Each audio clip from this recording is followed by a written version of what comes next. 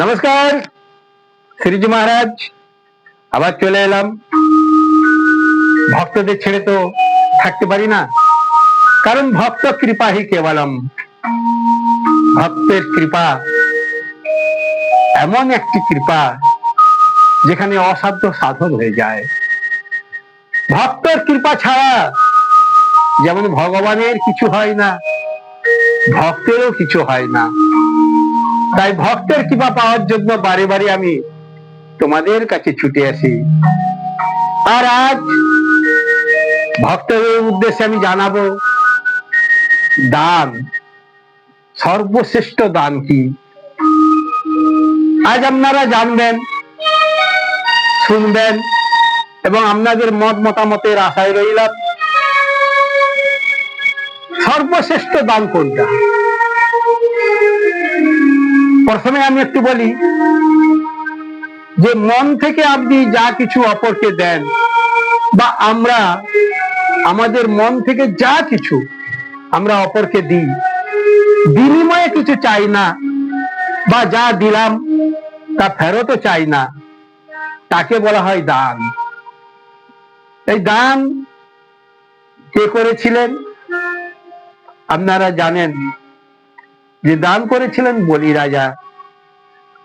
বলি রাজা যখন তার গুরু শুক্রাচার্যের সাথে যজ্ঞ করছিলেন, সেই যজ্ঞের সময় পঞ্চম অবতার অর্থাৎ বামন রূপে বলি রাজার যজ্ঞক্ষেত্রে অর্থাৎ তার আশা এবং দানের আনন্দকে অনুভব করার জন্য, ভক্তকে জানাবার জন্য পঞ্চম অবতারে অর্থাৎ বামন রূপে ভগবান হাজির হলেন বলিরাজের পূজায়। বলি রাজা কি করলেন? তিনি যজ্ঞে বসে আছেন, আর তার গুরু শুক্রাচার্য তিনি বুঝতে পেরে গেলেন যে স্বয়ং ভগবান বলি রাজাকে পরীক্ষা করার জন্য উপস্থিত হয়েছেন। বলি রাজা অসুর হলেও তিনি কিন্তু খুব ধর্মপ্রাণ ব্যক্তি। তিনি চিন্তা করলেন, এত সুন্দর একটা যদি আমি মুহূর্ত পেয়ে থাকি, তাকে কাজে লাগানো দরকার, তাই না? আমরা কি করি? যখনই ভালো কিছু পাই আমরা সেটা নেওয়ার চেষ্টা করি। আপনারাও আজকে যদি এটা ভালো লাগে আপনারা নেবেন, সাবস্ক্রাইব করবেন, কমেন্ট করবেন, লাইক করবেন, তাহলে আমারও হৃদয় মন প্রাণ ধন্য হয়ে যাবে। তাই শুক্রাচার্য যখন বললেন বলি রাজাকে যে না, তুমি যজ্ঞ ছেড়ে উঠো না। কেন না? উনি একজন ছলনাকারী, তোমার সঙ্গে ছল করে তোমাকে নষ্ট করে দিতে এসেছে, অর্থাৎ তোমাকে পরাজিত করে তোমার ক্ষতি করতে এসেছে। কিন্তু শুক্রাচার্যের কথা অমান্য করে বলি রাজা কি করলেন? তিনি এসে বললেন, হে ব্রাহ্মণ, বলুন আপনার কি উদ্দেশ্যে এটা আগমন? ভগবান তখন বললেন, আচ্ছা তোমার এই যজ্ঞতে যদি আমি কিছু চাই, তুমি কি আমায় দিতে পারো? বলি রাজা সহস্যে বললেন, হ্যাঁ হ্যাঁ হ্যাঁ, আপনি যা চাইবেন আমি সব কিছু দিতে রাজি আছি, আপনি যা চাইবেন। ভগবান একটু মৃদু হেসে বললেন, না না, আমি তেমন কিছু চাই না। বলি রাজা বললেন, কেন? আপনি যা চাইবেন, দরকার হলে আপনি যে বলেন আমার এই রাজ্য নেবেন, তাও আমি দিতে রাজি, আমার ধন সম্পদ যা কিছু আছে আপনি যা চাইবেন আমি দিতে রাজি আছি। ভগবান পবিত্র জল নিয়ে তাকে মন্ত্রপুত করিয়ে তাকে প্রতিজ্ঞাবদ্ধ করে দিলেন, যাতে না পরে তিনি না বলতে পারেন। তাই তিনি কি করলেন? এবার বললেন, যে বলুন আপনাকে আমি কি দিয়ে সন্তুষ্ট করতে পারি। তখন ভগবান বললেন, না তেমন কিছু না, আমাকে মাত্র 3 পদ মৃত্তিকা দিতে হবে, মানে ভূমি দিতে হবে। বলি রাজা ভাবছে, আরে মাত্র 3 পদ ভূমি নেবে, ঠিক আছে আমি রাজি। কিন্তু ভগবান কি করলেন, তার প্রথম পদ যখন দিলেন, তিনি তার পুরো মত্ত ভূমি 1 পদের মধ্যে তিনি নিয়ে নিলেন। বলি রাজা চমকে উঠলেন, কিন্তু তিনি প্রতিজ্ঞাবদ্ধ, বলছে প্রভু আর 1 পদে আপনি কি নিতে চাইছেন। তখন ভগবান কি করলেন, দ্বিতীয় পদে বলি রাজা তো সব সম্পত্তি প্রথম পদে নিয়ে নিয়েছেন, তারপর তার উপরে যা ছিল অর্থাৎ তার স্বর্গ, তার উপর তার পারিপার্শ্বিক যা কিছু ছিল সব যায় আর 1 পদে নিয়ে নিলেন। এইবার দ্বিতীয় পদ নিয়ে নেওয়ার পর বলিরাজের আর অবশিষ্ট কিছু রইল না।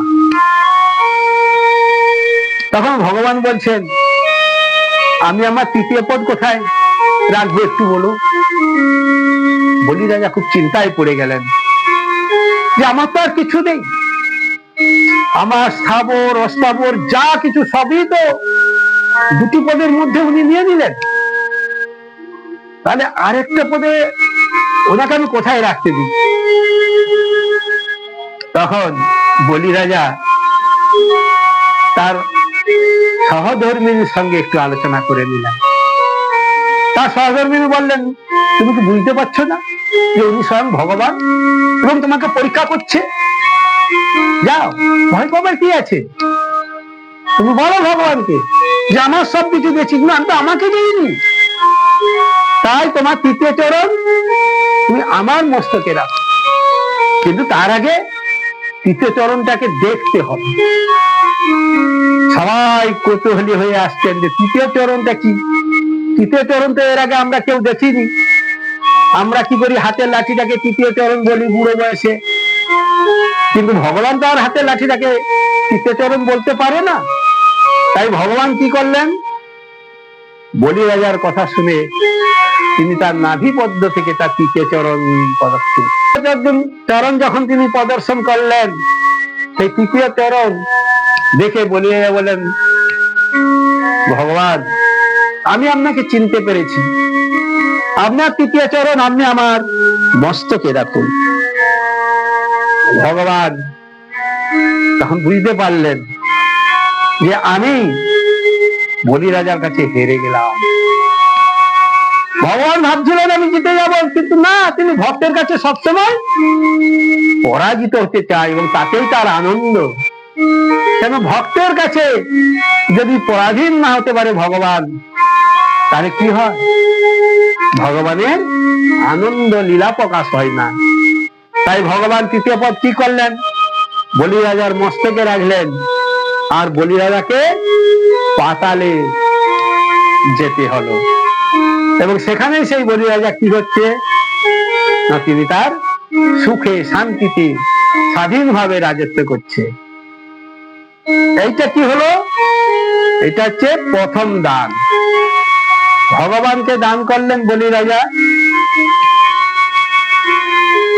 আর দান কে করেছিল আমরা জানি, দ্বিতীয় জন হচ্ছে দাতা কর্ণ, সূর্য পুত্র কর্ণ, যিনি কুন্তির অবিবাহিত সন্তান, অর্থাৎ কুন্তির বিয়ের আগে সূর্যদেবকে পরীক্ষা করার জন্য তিনি মন্ত্রপুত হয়ে সন্তান ধারণ করেছিলেন সূর্যের ঔরসে, তাই তার নাম হলো সূর্যপুত্র কর্ণ।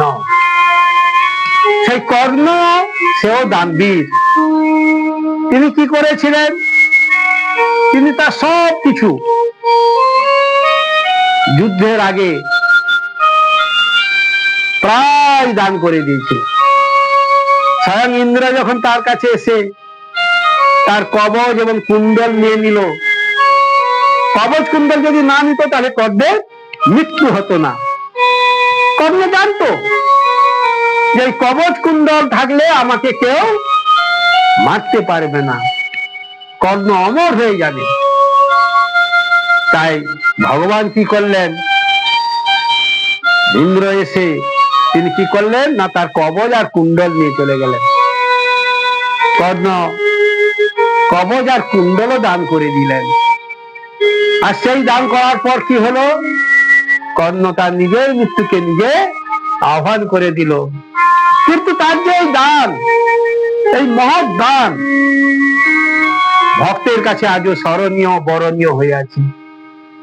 তাই কর্ণের এই যে দান, দ্বিতীয় দান, এ দানও ভুলবার নয়।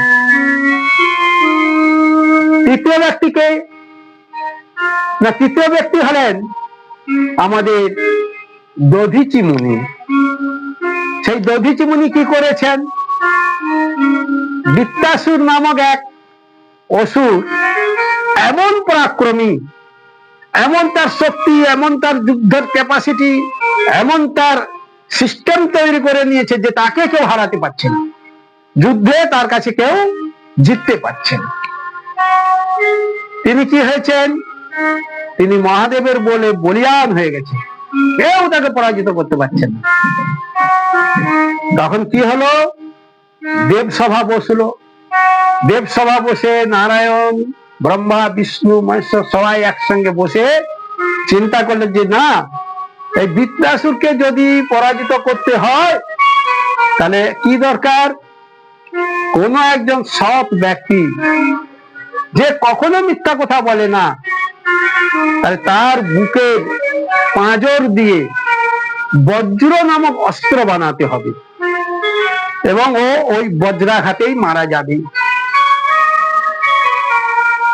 তাই এই বজ্রটা আমরা কখন জানি, যখন বৃষ্টি হয়, বলে না বাজ পড়ে, ওই যে বাজ পড়ে, এই বাজ পড়ার ওই অস্ত্রের নাম হচ্ছে কি বজ্র। আর ওই বজ্র তৈরি হলো কোথা থেকে, দধীচি মুনির বুকের অস্থি থেকে, তার পাঁজর থেকে। দধীচি মুনি দেবতাদের সন্তুষ্ট করার জন্য তিনি তার বুকের পাঁজর অর্থাৎ দেহ দান করে দিয়েছিলেন এবং সেই যজ্ঞে নিজের পাঁজর দান করে ভস্মীভূত হয়েছিলেন, অর্থাৎ তার হৃদয় দান করে দিয়েছিলেন। আর সেই হৃদয় থেকে তার যখন বজ্র তৈরি হলো, সেই বজ্র অস্ত্রের সাহায্যে কি হলো, বৃত্তাসুর নামক রাক্ষসের মৃত্যু হলো, দেবতারা উদ্ধার হলো, রেহাই পেল। এই করে জগতে আবার শান্তি প্রতিষ্ঠা হলো। তাই ভক্তগণ, আপনাদের কাছে আমার অনুরোধ, আপনাদের যদি ভালো লেগে থাকে, আপনারা যদি বুঝে থাকেন বা আপনাদের মত মতামত অবশ্যই জানাবেন। কারণ কে এই তিনজনের মধ্যে সব থেকে বড় দানী, কার দান সব থেকে বড় দান, মহাদান, পুণ্যদান, আপনারা অবশ্যই কমেন্ট করবেন, লাইক করবেন, শেয়ার করবেন। আবার আপনাদের কাছে আসবো। শ্রীজি মহারাজ, হৃদয় গৌর প্রেমানন্দে হরি হরি বলো।